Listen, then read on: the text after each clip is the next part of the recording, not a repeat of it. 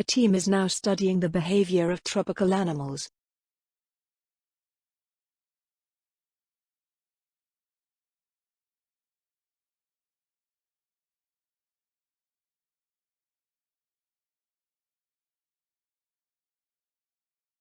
Services need to be organized more efficiently than they are at present.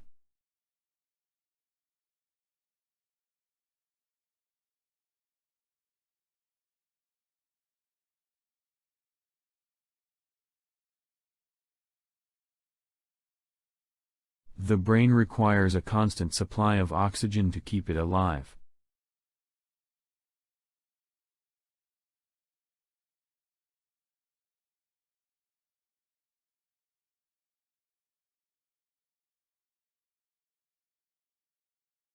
The brain requires a constant supply of oxygen to keep it alive.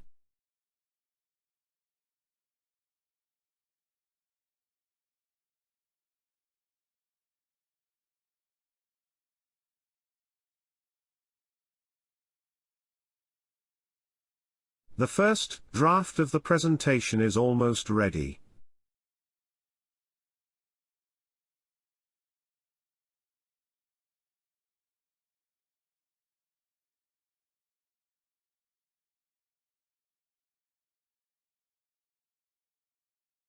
For further information, you need to contact a member of our administration team.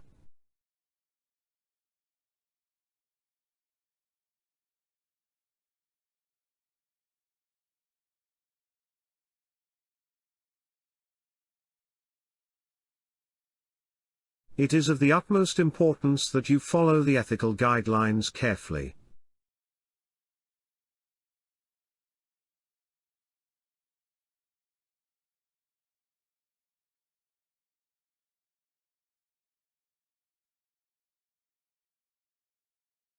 He has a good job, and yet he never seems to have any money.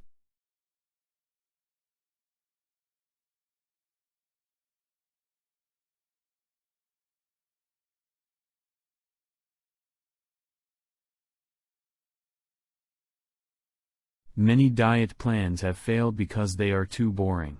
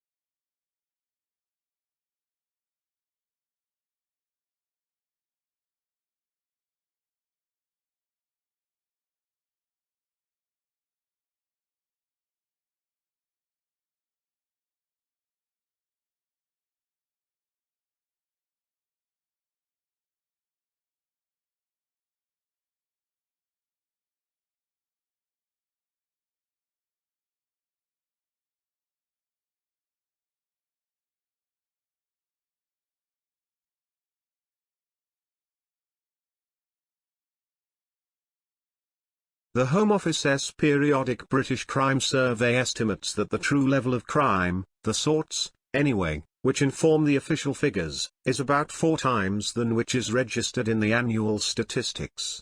Quite often, especially in the financial services sector, businesses do not report crimes against themselves for fear of lowering their public image.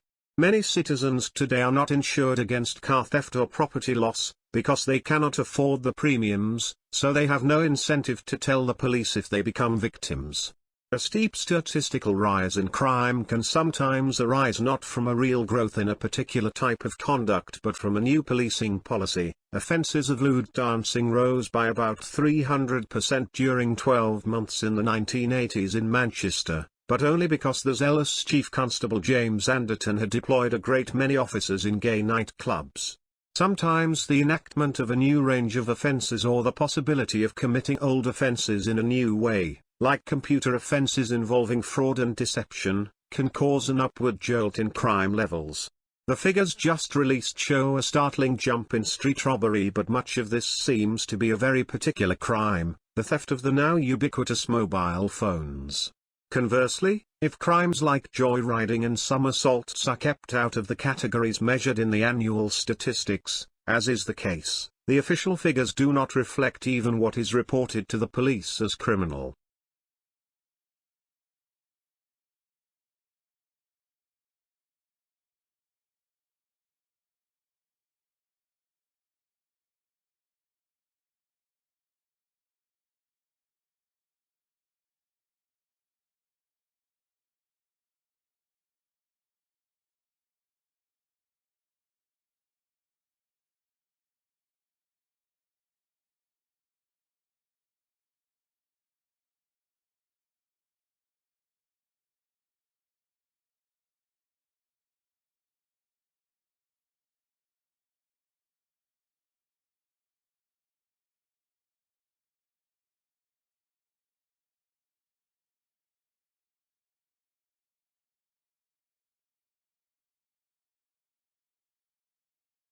Some moments seem more important in hindsight than they were at the time. David Day, for example, looks at John Curtin's famous Australia Looks to America statement of December 1941, a moment remembered as embodying a fundamental shift in Australia's strategic alliance away from Britain towards the US. As Day points out, the shift to the US as our primary ally was a long, drawn-out process which occurred over half a century. Curtin's statement is iconic. It represents and symbolizes the shift, but in and of itself it made almost no difference. Russell McGregor makes similar arguments with regard to the 1967 referendum, falsely hailed in our memories as a huge advance in Aboriginal rights. There are many other important events which our contributors examine: the campaign to save the Franklin River, the landings at Gallipoli, the discovery of gold in 1851, the disastrous Premier's plan designed to cope with the Great Depression, to name just a few. Taken together, our contributors show that narrative approaches to Australian history are not as simple as might be imagined. There is of course the issue of what should be included and what should not be. What, after all, makes a moment or an event sufficiently important to be included in an official narrative? Just as importantly, the moments and events that are included in narrative histories are open to multiple interpretations.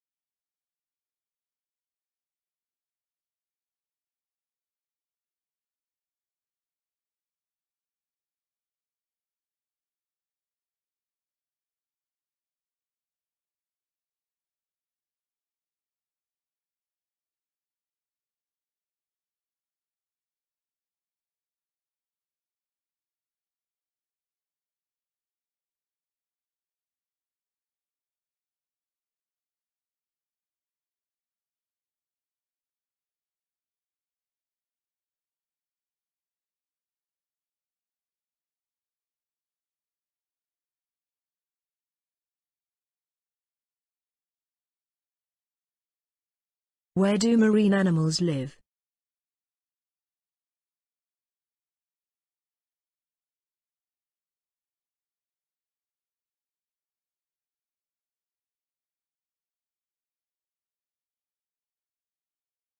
What substance would farmers spread into the soil in order to make plants grow more successfully?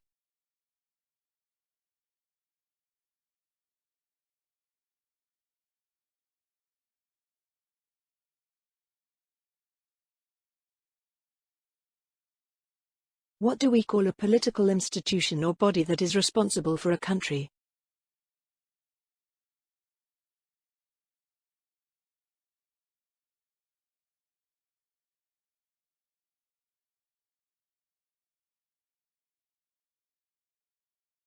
Where do passengers stand waiting for a train in the railway station?